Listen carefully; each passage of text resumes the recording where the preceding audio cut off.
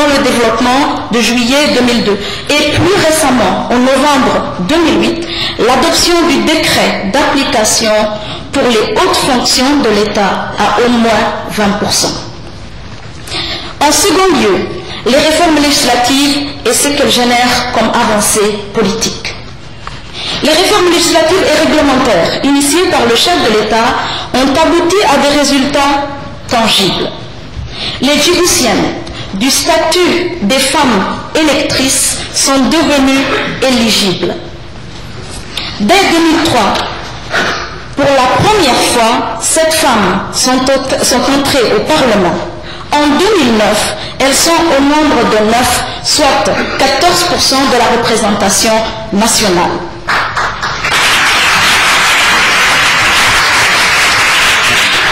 Depuis 1999, elles occupent des postes ministériels. Un peu plus tard, en 2006, elles investissent les conseils régionaux et municipaux. De ce fait, à titre d'exemple seulement, on dénombre aujourd'hui 14 conseillères municipales, 7 conseillères régionales, une femme présidente de commune.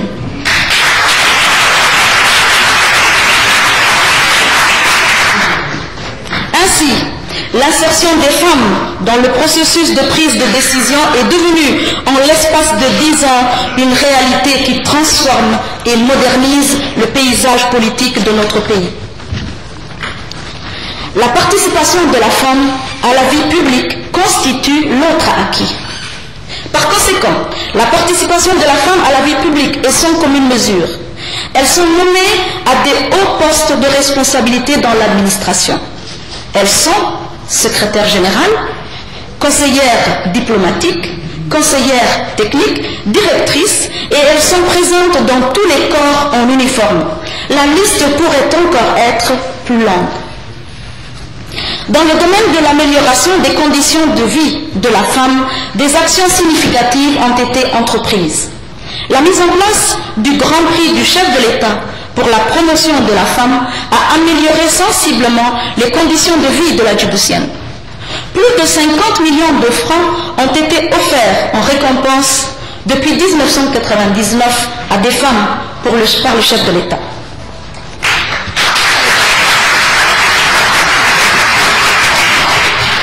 Le développement du microcrédit et de la microfinance a permis la création de plus de 2800 emplois individuels entre la période allant de 2001 à 2006. Aujourd'hui, plus de 4000 femmes exploitent ces richesses. Le lancement cette année d'un projet de formation des filles conductrices. 50 jeunes filles suivent actuellement une formation au permis B, C et D.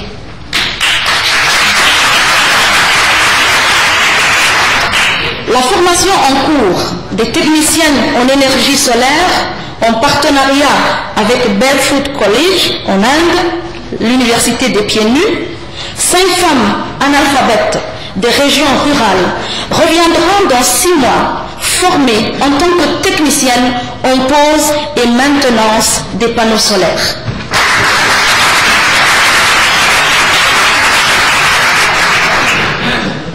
Le projet de 17 puits cimentés en cours de réalisation dans les 5 régions vise à alléger la corvée d'eau des femmes rurales et leur permettre de consacrer plus de temps aux ménages et aux enfants.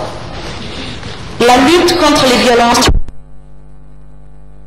Dans le domaine récurrent de la violence fondée sur le genre, le 31 décembre 2007, lors du Nouvel An, le chef de l'État, dans son message à la nation, a dit, je cite, « Le rejet et l'élimination sous toutes ses formes de l'injustice, des inégalités, des discriminations à l'égard des femmes resteront mes motivations profondes dans le combat de l'amélioration de la condition féminine dans notre société. » Fin de citation.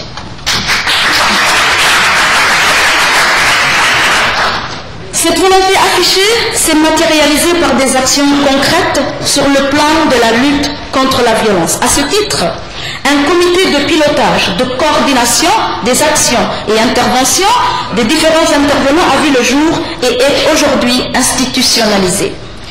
De nombreuses campagnes d'information et de sensibilisation sur les pratiques des MGF, tant nationales que régionales, ont eu lieu avec la participation de la société civile, les religieux. Une cellule d'écoute et d'orientation des femmes est créée au sein de l'Union nationale des femmes djiboutiennes.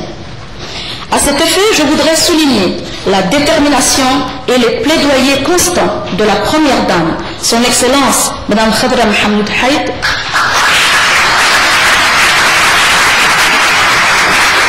présidente de l'UNFD, en faveur de la protection et de l'amélioration de la condition des filles et des femmes. Sur le plan de l'autonomisation de la femme, beaucoup d'efforts ont été déployés, notamment à travers la lutte contre l'illettrisme et l'analphabétisme des femmes, qui s'est traduite par la mise en place d'un vaste programme d'alphabétisation fonctionnelle. Le programme a visé plus de 17 000 femmes réparties sur 77 centres d'alphabétisation opérationnels sur tout le territoire national, avec 175 alphabétiseurs et quelques 2750 alphabétisés chaque année. Ça, c'est uniquement le travail du ministère de la promotion de la femme en faveur de la lutte contre l'analphabétisme. Plusieurs milliers d'entre elles ont pu acquérir des connaissances de base indispensables pour la gestion de leur activité professionnelle et améliorer leur quotidien. Les résultats générés par ces programmes d'alphabétisation sont palpables aujourd'hui et ont fait reculer le taux d'analphabétisme féminin. Vous retiendrez également que le projet d'alphabétisation engendre la création d'un peu plus de 175 emplois à de jeunes chômeurs diplômés. La création du centre de formation des femmes de Balbala, véritable outil d'insertion professionnelle et d'école de la deuxième chance, a depuis 2006 permis de former plus de 600 filles en coiffure, couture et informatique. À l'issue des formations, plus de 70 filles ont pu être insérées dans le secteur privé. D'autres ont été outillées à travers la dotation de kits professionnels indispensables pour pouvoir travailler à leur propre compte.